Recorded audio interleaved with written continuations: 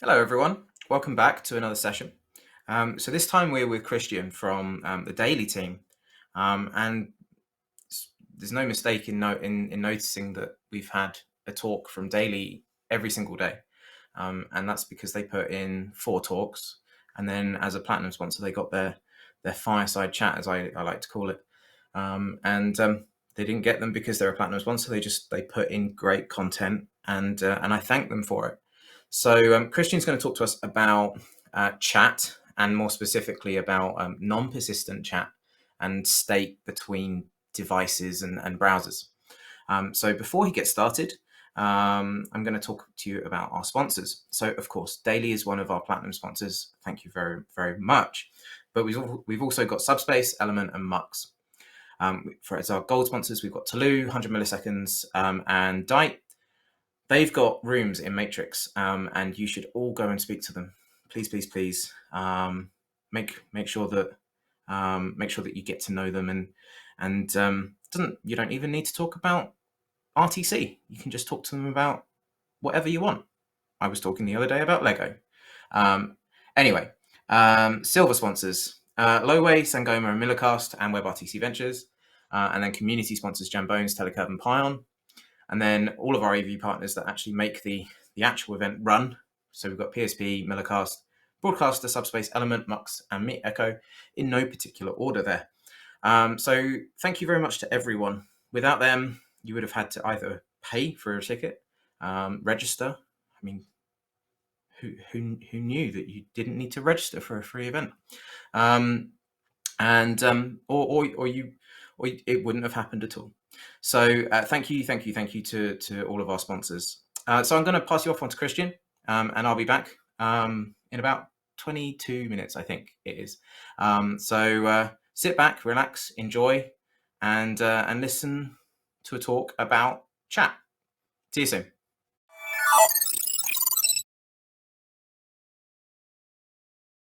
Yeah, thank you very much for having me. It's great to be here. Yeah, like if there's anything the last years really taught us, this is probably how important communication and collaboration has become online. Like whole new business models emerged in that time span and have proven to like majorly impact the way that we work and collaborate online, right?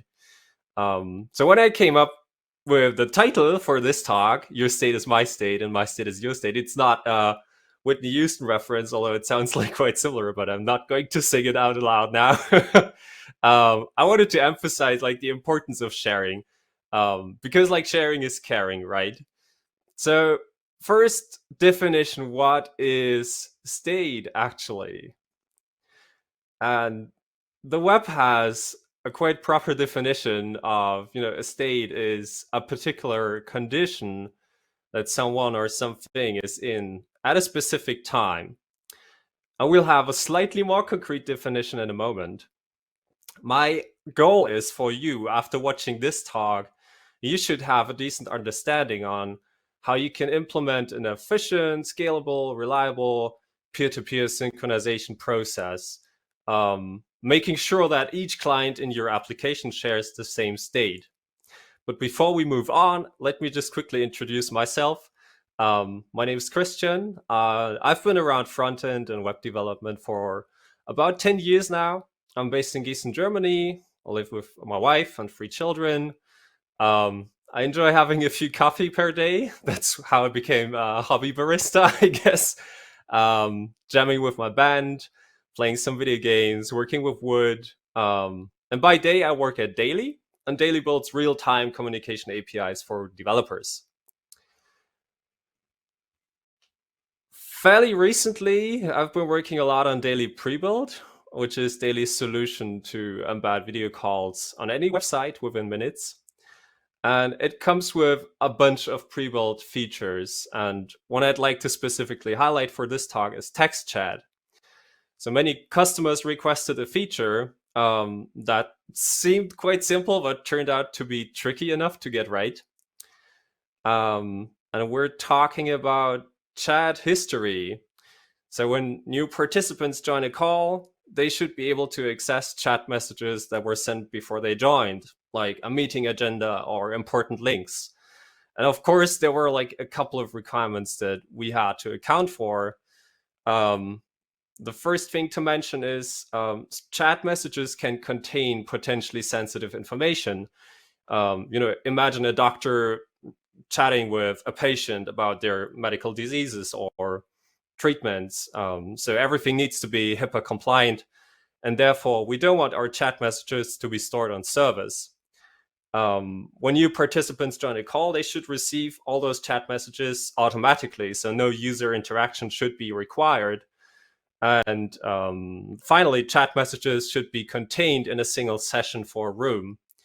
And when all participants leave the same call, all of their chat should be sent into the void, essentially. And I've named a few common terms, so let's maybe define a few terms before going forward. First, what is a room? So a room is a unique URL users can visit in order to have an online call. And that pretty much works the same way, whichever service you're using, like Zoom, Daily, all those things. You typically have like a unique URL. A session is a defined time span when one or more participants simultaneously visit the room. It typically starts with the first participant visiting the room and ends with the last participant leaving the room. And what is actually a participant? So a participant is an individual client visiting a room, usually identified by the user's name or ID. And state, which is like our concrete definition of state for our use case, is just a set of JavaScript variables on a client with particular values at a particular point in time. All good. So before we dive into the actual problem solving, we want to take a look at 3 common techniques to send and receive data. So how to actually send and receive data across clients. We'll take a look at three of those. First, HTTP long polling, second, WebSockets, and third, WebRTC data channels. And this will help us to get like a better understanding on how to actually get data from one client to another. So first, let's take a look at how HTTP long polling works. And I assume a few of those who watch this talk have heard about this already, but we'll get through it anyway. So it typically involves a client and a server, and the actual polling process kicks off with the browser sending a request to the server. And the server will keep that request open, so not responding to it, until some data is available to be sent to the client. In case the request times out, the browser will just keep sending new requests until eventually the server resolves the request successfully with data. And whenever such request is fulfilled, the browser just continues the request loop. So this is long polling in a nutshell. Polling the server for new data is long until requests are resolved. There are other similar techniques such as short polling or HTTP streaming, which means the server responds with chunks of responses, so not closing the port, the connection. Sorry. And to send information to the server, HTTP equips us with other methods such as post, patch, delete to inform the server about changes from the client. Now, a real web application is likely to be used by multiple clients simultaneously, especially when it offers real-time communication features. And with all clients doing their long polling, we're able to send data from one client to another through the server. So long polling allows client-server communication that feels like real-time to the end user. However, technically, we're dealing with traditional HTTP requests, and those come with a bit of overhead and network time, since each individual request establishes a new TCP connection. So this technique has been around for a while, and a good amount of known issues and best practices have been consolidated by our friends working for the IETF, Internet Engineering Task Force. So it's a good read, actually. But on to the next technique, WebSockets. So WebSockets landed in browsers back in 2010, I think, and they allowed developers to set up permanent data channels between clients and servers. And a new WebSocket is typically created using a WSS URL, which is just WebSocket secure, using the WebSocket secure protocol. I don't think I've ever seen a non-secure WebSocket connection, but maybe for local development, that might be fine as well. So a WebSocket connection allows a server to send data to clients in real time. And since WebSockets are bidirectional data channels, clients can also push data to the servers using the same connection. And now imagine, like, again, with multiple clients connected to the same WebSocket server, we're able to realize cross-client real-time communication. I would say real-time because we still have to, account for server-client network delays. So compared to HTTP requests, WebSocket communication comes with very little overhead per message. The same connection can be used to simultaneously push and pull data from a server. And although the connection is permanent, data packets still have to be sent from the server to the client. And again, there's like a good read on WebSockets over at IETF. So onto the last technique we want to cover for now, which are WebRTC data channels. So imagine two clients want to establish a direct data connection between each other. WebRTC has us covered. So each client can establish a new RTC peer connection, and the RTC peer connection constructor accepts like an optional configuration object to define things like certificates, iServers, peer identity, other stuff. We won't dive into the deeps of how to actually establish the connection, like how the connection is negotiated and so on. But that's like a complete topic on its own. And so for now, we'll just assume we can have a direct peer-to-peer connection without further ado. And then the create data channel method expects a label and optional options, like whether or not messages should be guaranteed to arrive in the same order as they were sent. And once the data channel is set up, data can be sent using the send method. And each peer can listen for incoming messages using the onMessage event handler. And I know since this is a WebRTC conference, I imagine a lot of folks already know this, but some might not know. Now this works the same way when multiple clients are connected. Each client has to maintain a connection to every other remote peer. However, this approach doesn't scale infinitely, so connections can become unstable. Clients might not be capable of handling a bigger amount of simultaneous connections. Also, there might be browser limitations in terms of how many peer connections or data channels can be operated on in parallel. So heads up here. So to recap, WebRTC data channels allow developers to set up real-time peer-to-peer data connections for sending and receiving data. They don't require a server. All messages are sent directly from one client to the other. And again, here are like a couple of good reads and docs to learn more. So now that we know about different options on how to transmit data from one client to another, either directly or through a server, let's take just a brief look how Daily allows developers to not care too much about the technical details like specifics and data connections and stuff. So Daily provides an abstraction layer on top of WebRTC data channels called sendAppMessage.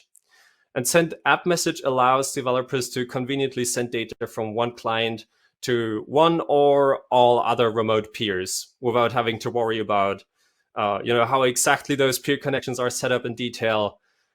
Just one thing to keep in mind is the data has to be serializable into JSON. So that's, I think, the only limitation here. Daily calls operate in two different modes depending on the amount of participating peers. So in small calls with up to 4 participants, media and data connections are direct connections between each peer, and we call this peer-to-peer mode. For larger calls, we'll automatically switch to SFU mode, where messages are sent for WebSockets. And to keep client-server network delays as small as possible, we host SFUs in multiple regions and try to assign SFUs close to the end user. Now, daily send app message combines like the best of two worlds based on a meeting size. To learn more about that, feel free to head over to our docs. But let's get back to our initial requirement, chat history. So now that we have some basics covered and how to do that, we want to actually focus on the actual process on how we build chat synchronization for daily pre-build. And for that, it's always good to have a fancy real-world scenario. So let's dive into a fancy real-world scenario. This is Alice, and actually I've got Alice with me, so she supports me today getting through this real-world scenario. Alice has an appointment and enters a meeting room. Alice is the first participant, so there's nothing to share with anybody yet. A few moments later, Bobby joins the room, and I don't have Bobby in handy right now as a cardboard person because I only have two hands and I have to proceed the slides. But anyway, I will keep Alice right with us here, so she's sneaking into the view. Now, when Bobby joins the room, he notices that Alice already joined. That's an important piece of information. He knows Alice is there. She's not hiding behind the plant or the TV or somewhere else. Now, Bobby requests the current state from Alice. So since Alice is the only remote peer for him right now, she's also the only viable peer for him to request state from. And technically, this is a call to send app message. And for demonstrational purposes, we're just assuming Alice has a session ID of Alice. In a real scenario, she'd have like a UUID or something similar, like something unique at least. Now Alice responds to Bobby's request with a message containing the meeting state. Sorry, Alice, I have to put you down again because you're distracting me. So in our use case, this would be a list of chat messages, and again, this would map to a call to send app message, just containing the messages. Next up, Charlie and Doug join the room simultaneously. That's interesting. So what happens? Doug requests the current state from Bobby. Charlie is also about to send the same request. However, Doug was slightly faster. And we'll take a look at how that works technically in a moment. So you can see like the small sand clock there at Charlie's browser. So she's waiting for something. Now, Bobby responds to Doug's request by sending a broadcast message to all other participants containing the state he got sent from Alice earlier. And that also includes Emily. Who is Emily? So Emily just joined right before Bobby sent his broadcast message, but after Doug sent his request message. So we have some timing specifics here. Bobby's broadcast message fulfills Charlie's pending request. So you can see a small sandbox has a crossed line. And Emily hasn't even started her request yet, so she's like completely omitting the requesting phase. That's it for our real world scenario now, but there are like a few things we have to talk about. So first, when Doug requests the state from Bobby, he actually requests state from any random previously joined peer. He does that based on a randomized delay. And to understand why a randomized delay comes in handy, we'll have to take a closer look at Charlie. So every newly joined peer runs the same procedure to request the current state. Since each peer runs a randomized delay, a pending request timeout can be cleared when a sync state message arrives before that timeout is hit. So this is like especially helpful when a lot of clients join simultaneously. So we don't end up sending thousands of request state messages and then respond with millions of sync state messages. I remember Bobby also sent his state to Alice, although he received his state from her previously. It's like important to have like an equality check in place to compare the local state on the client against the synchronized state that got sent with the message. So this allows to automatically update state as new participants join. Like imagine Alice and Bobby had a few chat messages already. The state would be different compared to the state that Bobby received from Alice. In our example, we're sending a broadcast message in response to a state request. And this has a few advantages when multiple clients join in batches, since a single request will serve multiple participants or multiple requests at once. And compared to a single peer response, which is only responding to the requesting participant, also assuming we know who sent the request. So that's like the from ID, for instance, is important information. Let's take a quick look at how this can make a difference in terms of networking. So imagine new participants join all at once, like at the very same time. For instance, when participants are moved back from breakout sessions into the main room. That's probably a good example. So depending on the overall amount of participants, broadcast responses can help keeping the overall network messaging low, since multiple pending requests are fulfilled before they actually send. Now with broadcast responses, we'll send in total fewer messages while keeping the state up to date for every peer automatically. And with targeted single peer responses, we don't get this automatism for free. So we'll have to set up a separate handling to keep peers up to date. And that's like not exactly covered in those numbers. Like if we had only a single peer response, we sort of have to have a mechanism to request the current state periodically or in another way from other clients. But compare it to a situation where participants just join sporadically over time, not all at once, but over time, with our broadcast messaging compared to individual responses will lead to like a lot more responses. And you can see this pretty nicely, like in the 1 to 99 peers example, where when the first participant joins, there will be just one sync state message. When the second participant joins, there will be like two messages sent to each peer, and it adds up to like above 5,000 messages, depending on the amount of participants. But you can definitely see how this doesn't scale well in this scenario. So let's face it, network stuff is hard.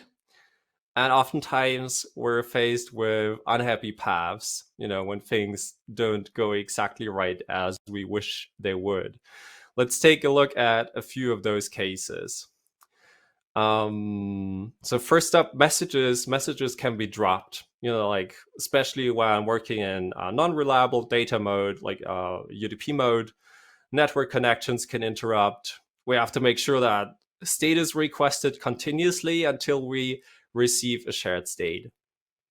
And we can achieve that by transforming our timeout to an interval, meaning that when a participant joins and doesn't receive new state, it will just keep on requesting state based on that interval.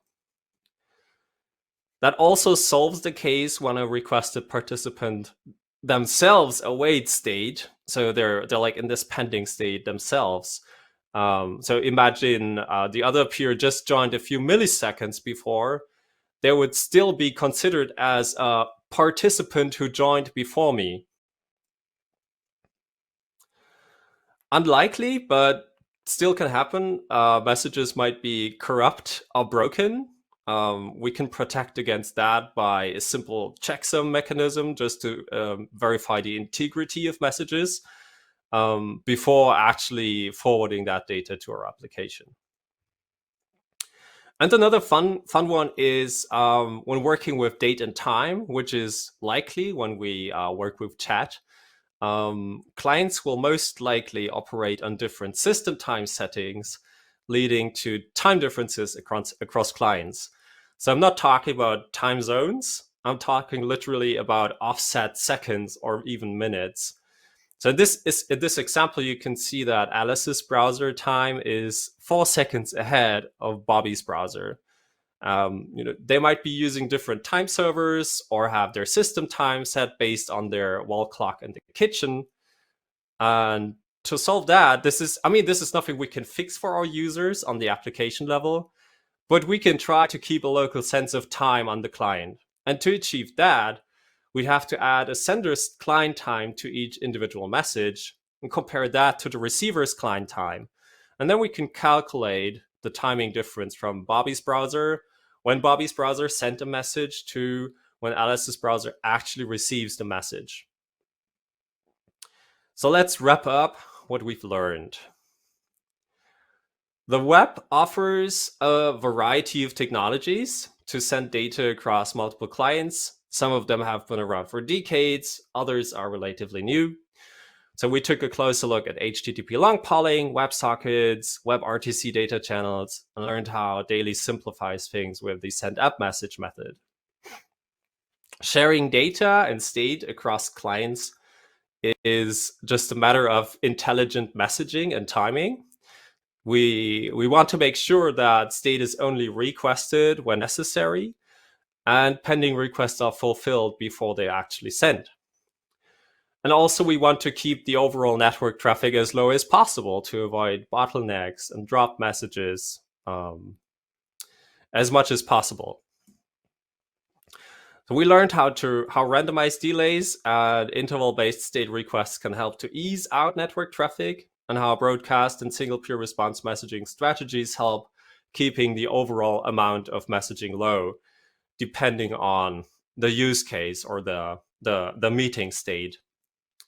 And lastly, whenever we're working with network requests and connections, we have to write defensive code in order to handle different scenarios of failure. So we'll have to make sure that fallbacks are in place and information is not lost.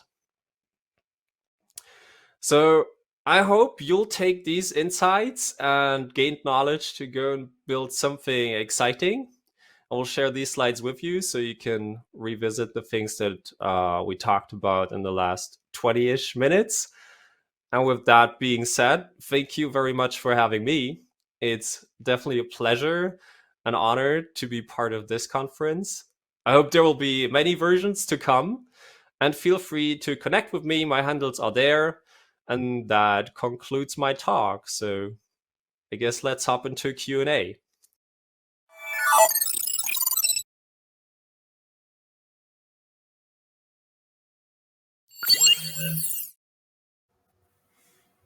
Well, wasn't that a great talk? So I've got a very vital question for Christian. So we're going to bring Christian in right now. So hello, Christian. How are you? Hi. All good. Different Good. spot now. Good. So my immediate question for you is, how is Alice? And I know you're in the US right now. So did she make it to the US, or were there problems? Unfortunately, she was denied at the customs border. She got some drugs with her, so smuggling. she couldn't make terrible. Absolutely terrible. Anyway, that was one of my favorite bits of that talk. And then Alice just got chucked to one side. Anyway, so we've got a couple of questions here, actual questions. Does using the HTTP long poll as a feedback for not working webcams make any sense today? They say they think that you're only using WebSocket today, but is there a scenario where WebSockets wouldn't work and you think long polling might help? Yeah. Probably when you've got a system where WebSocket or a WebSocket implementation might not be that current or that functioning or that scaling. See, my But personal yes, opinion on that. My personal opinion on that one is that anything modern enough to really care about should support WebSockets, and long polling should die, and we should stop supporting long polling. But that's my personal opinion. Another question, something that they missed in the talk. Why do the new participants query Bobby for state and not Alice? How do you choose who's the source of truth when you query for state? And I think you covered this, but I'm going to get the question answered again. Yeah. So the idea is to query like a random person who like was in the meeting earlier, and there might be like, you might not even be able to query like for people who were in the meeting earlier. Maybe you got like just a bunch of people, depending on the system you're working with. But essentially, the idea is to have a random person to ease out like that. Not only one person is like flooded with messages and requests, and then their network eventually dies. Or and then you've also got the random delay between asking for these states, haven't you? So that if people join at exactly the same time, then again you don't get this cross flood that would happen. yeah, exactly. It's like this, remember Charlie waiting like to send her request, but it's like the idea of trying to avoid unnecessary network communication, so that like one broadcast message essentially like eases out like all requests, almost like a very good 5-star waitress handing you the drink before you actually ask for it. Right. Another question. How do you test that this algorithm converges to the right status? Yeah. The question is like, what is like the right status in peer-to-peer? It's like every peer has like their very own idea of truth, sort of.